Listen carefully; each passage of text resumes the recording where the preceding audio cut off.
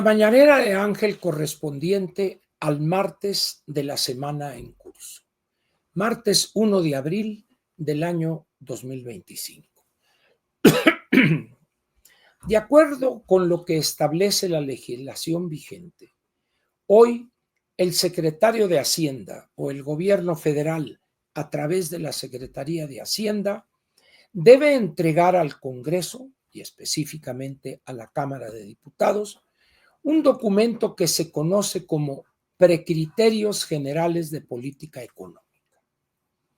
La razón de este nombre es la siguiente.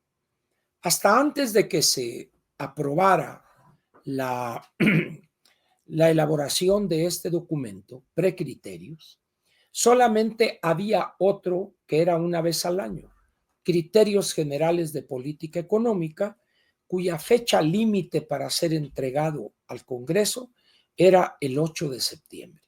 Esta fecha y este documento, los criterios generales, sigue vigente.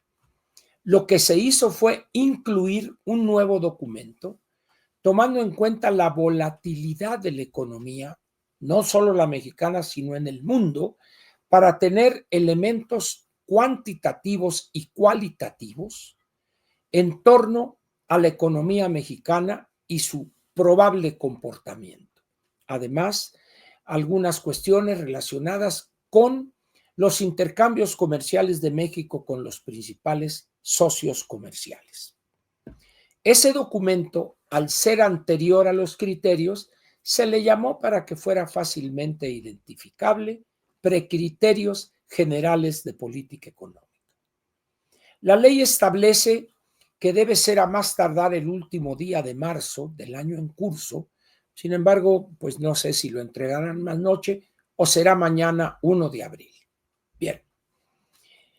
Aquí la pregunta que surge ante este documento, que será de una importancia fundamental, no solo por los problemas estructurales de la economía mexicana, sino también los problemas estructurales de las finanzas públicas.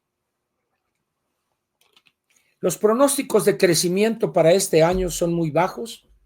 En algunos casos,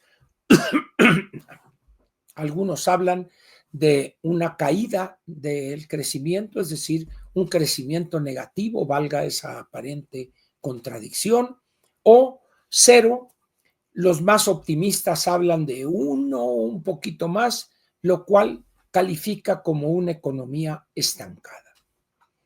Algunos, siguiendo los análisis que han hecho desde fines del año pasado, hablan ya de, al tener un crecimiento negativo en el primer trimestre de este año, eso daría un comportamiento recesivo ya de la economía mexicana. Por eso es importante este documento de los precriterios.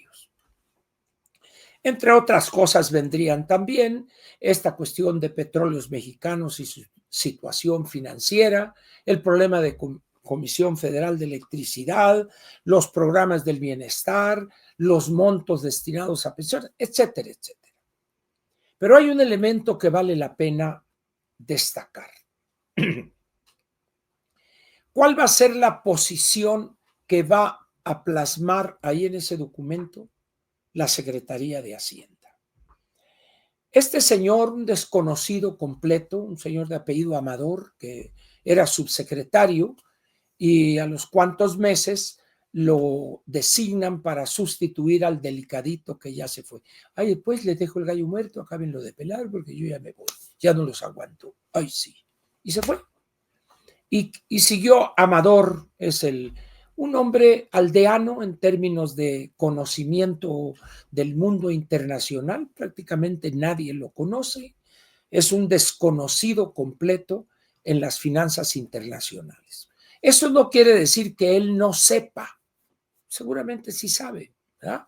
Pero en esto de las finanzas públicas y la debilidad que tienen hoy las finanzas públicas, no solo por la escasa captación de recursos fiscales, sino también por la situación de las empresas públicas ahora del Estado, hace obligado que el secretario de Hacienda de México interactúe frecuentemente, no solo presencial, sino a través de la vía telefónica o de este tipo de instrumentos de la red, ¿verdad?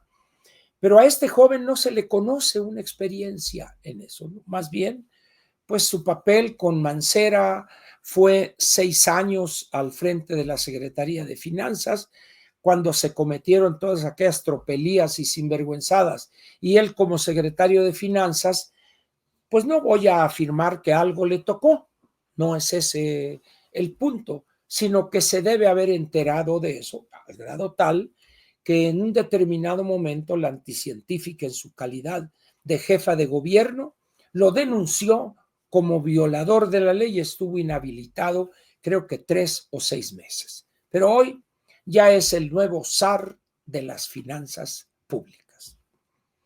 La pregunta entonces es la siguiente: ¿qué proyecciones para el crecimiento de la economía este año pondrán en el marco macroeconómico que viene con los precriterios? No me voy a meter en que si cuánto van a poner el precio de la mezcla mexicana de petróleo de exportación, de cuál va a ser el volumen diario de extracción, etcétera. No me voy a meter en esas cosas. El punto que me interesa y que es crítico es el crecimiento de la economía mexicana. ¿Por qué razón es este interés mío y por qué es el punto fundamental que considero a analizar? Porque de ahí derivarían muchísimas cosas. Primera, la creación de empleos formales. Segundo, el consumo. En consecuencia, el nivel de inflación también, tasas de interés, determinado también la deuda externa. ¿Qué vamos a hacer ahí? Porque apareció ayer una noticia de que se iba a buscar en el segundo trimestre detener el incremento de la deuda. No es cierto eso. Tienen autorizado 1.5 billones de pesos y los van a utilizar. ¿Por qué? Porque no tienen dinero, ni habrá dinero. Y siguen regalando y que 1,000,000 de casas y que por acá y que esto y el otro y el otro. Todo con fines de apuntalar, primero, estas elecciones municipales en Veracruz y Durango, y luego asegurar la victoria, al menos en la Cámara de Diputados, para seguir manteniendo la mayoría calificada en ambas cámaras, en las dos cámaras, el 27. ¿Qué va a decir? ¿Qué se va a atrever a decir este hombre? ¿Qué va a poner ahí en los criterios generales, precriterios? De lo que veamos ahí, podremos concluir la seriedad con la que este gobierno, el de la anticientífica, está viendo la tragedia y sus efectos de lo que le heredó López Obrador.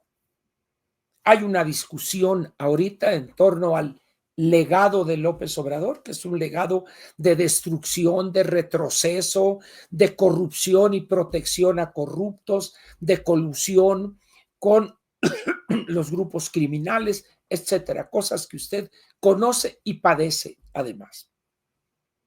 Mucho va a depender del crecimiento que tenga la economía este año. En unos días, a fines de abril, en un mes, sabremos o conoceremos las cifras oportunas del PIB en el primer trimestre. Ahí podremos ver las primeras consecuencias. Si el crecimiento en este primer trimestre es negativo, no habrá duda de que la economía mexicana ha entrado ya abiertamente en un periodo recesivo. Si no es así, el estancamiento sería nuestro destino, vamos a ponerlo de esa manera.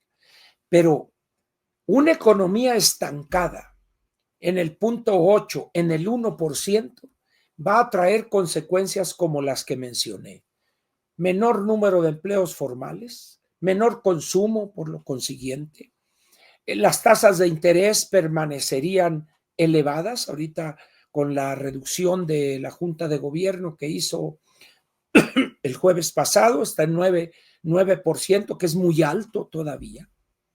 En esas condiciones, pues, estemos atentos mañana. Yo lo comentaré en la plática con Ángel, ya para la tarde, 5 o 6, quizá ya tengamos noticias y podamos hacer algún comentario en torno a ese cuadro o ese marco macroeconómico que dará a conocer el desconocido, el incógnito señor Amador. Le agradezco su presencia aquí en la mañanera de Ángel correspondiente al martes de la semana en curso y nos vemos más tarde a las 7 y mañana, miércoles, también en la mañanera. Gracias, pues, por su presencia.